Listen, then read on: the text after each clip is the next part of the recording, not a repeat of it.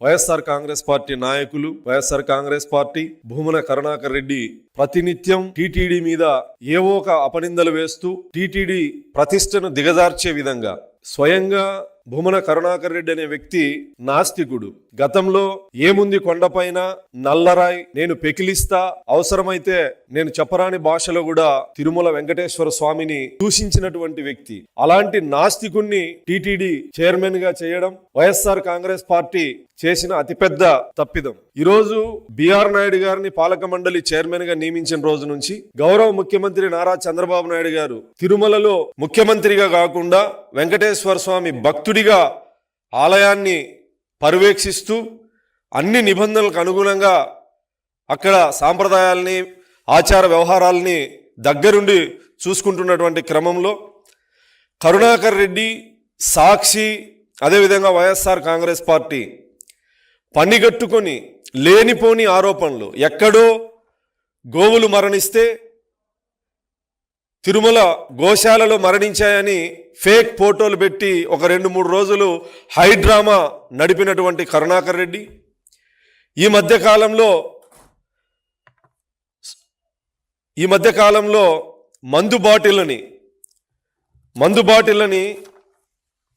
కౌస్తుభం అనే కళ్యాణ మండపం గెస్ట్ హౌస్ దగ్గర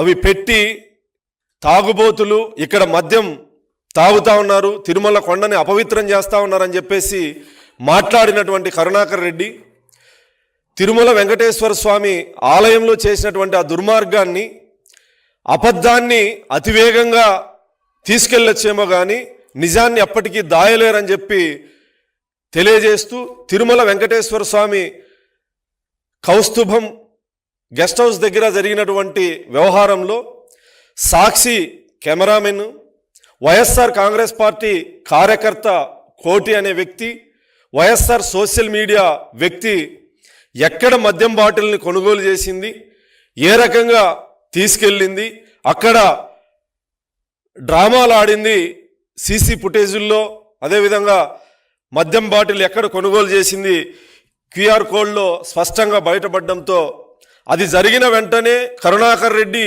అక్కడ స్క్రిప్ట్ ప్రకారం ఆందోళన చేయించడం, వెంటనే మీడియా ముందుకొచ్చి తిరుమలకి అపవిత్రం జరిగిపోతా ఉంది, బిఆర్ నాయుడు ఒక క్రిస్టియన్ అనే విధంగా మాట్లాడడం, ప్రతినిత్యం టీటీడీ మీద అసత్యపు ప్రచారాలు చేసేటువంటి కరుణాకర్ రెడ్డికి వాస్తవాలు బయటికి వస్తానే కళ్ళు బైర్లు గమ్మి కోటి అనే వ్యక్తి, ఇతరులు పరారైపోవడం, దేవుడితో ఆటలాడితే ఖచ్చితంగా భస్మాస్మర అస్త్రం మీ మీద కూడా భగవంతుడు చూస్తూ ఊరుకోడు.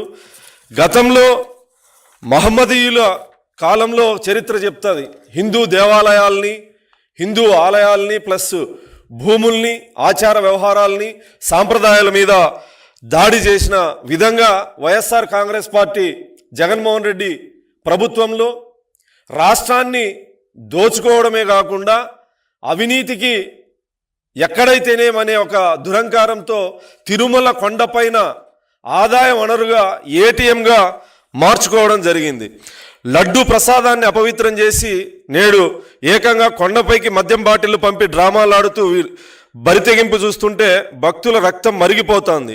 భక్తుల వైకుంఠ ఏకాదశి దర్శనాలు భక్తి పారవశ్యంతో మునిగిపోతుంటే వీరు మాత్రం రాజకీయ విషం చిమ్మారు. స్వామివారికి సమర్పించే పట్టు వస్త్రాల స్థానంలో పాలిస్టర్ వస్త్రాలు పెట్టి స్కామ్ చేసిన జగన్ రెడ్డి హయాం నాటి పాపాలు పుట్టల్లా పగులుతున్నాయి. ఇప్పుడు వీరు మరో నీచానికి ఒడిగట్టారు. వీరి ధైర్యానికి మెచ్చుకోవాలి. క్షీరసాగర మదనంలో ఉద్భవించిన అమూల్యమైన రత్నం ఆ కౌస్తుభం. ఆనాడు సముద్రుడు ఆ తీరాన్ని శ్రీ మహావిష్ణువుకు సమర్పిస్తే స్వామివారు దానిని వక్షస్థలంపై హారంగా ధరించారు. అంతటి పవిత్రమైన పేరు కలిగిన భవనం మనం తిరుమలలోని కౌస్తుభం గెస్ట్ హౌస్. కానీ అధికారం పోయిన అహంకారం చావని కొందరు నీచులు ఆ పవిత్ర నామానికి, ఆ పవిత్ర కొండకు ఎంతటి ద్రోహం తలపెట్టారో మీ అందరికీ తెలుసు. కౌస్తుభం గెస్ట్ హౌస్ వద్ద మద్యం బాటిళ్లు వేసింది ఎవరో కాదు, సాక్షాత్ జగన్ రెడ్డి ఫోటోగ్రాఫర్, సాక్షి ప్రతినిధి మోహన్ కృష్ణ, వైసీపీ కార్యకర్త కోటి. ఇవన్నీ బట్టబయలైతేనే కరుణాకర్ రెడ్డి ఏం మాట్లాడాలో తెలియక బిఆర్ నాయుడు గారి మీద, ముఖ్యమంత్రి గారి మీద నిందలు వేసేటువంటి కార్యక్రమానికి ఒడిగడతా ఉన్నాడు.